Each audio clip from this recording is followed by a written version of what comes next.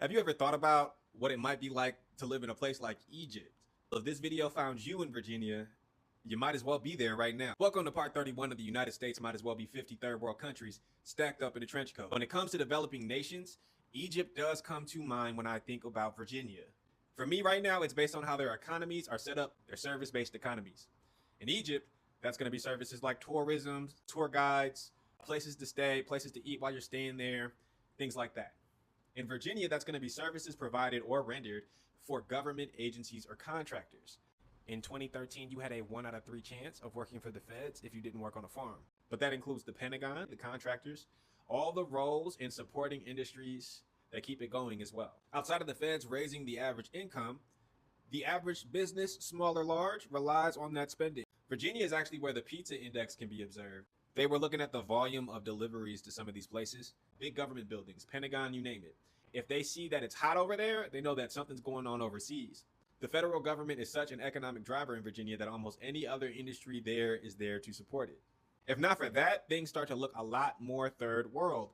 A lot of people say the same thing when they go to Cairo and then they see the rest of Egypt. Arlington, that's like Cairo. The rest of the place, the further away you get, starts to look like Egypt.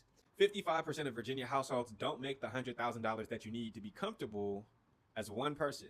And 85% of those households don't make more than the $200K you need to be a family of 4 living comfortably. And it's not that having a government job guarantees the highest income, even in a state like Virginia. You could be a janitor at the CIA or you could be the director. But I get the feeling that that is the difference maker in a place like Virginia.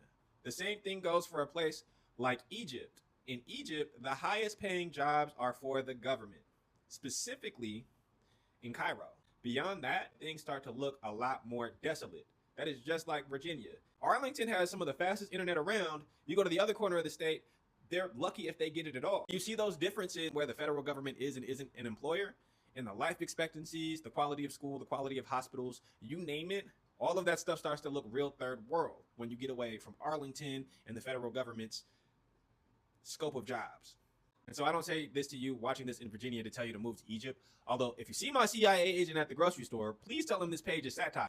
I do say this to ask though, how is it that the actual oldest state, first colony, and one of the most developed nations in the planet is running things very much similar to a lot smaller nation, constantly caught in some of the craziest geopolitical outcomes that we can talk about? Put your city or state in the comments if you want me to talk about yours next. We are going to cover all 50 states with this series. Shoot me a follow if you want to see when I do yours.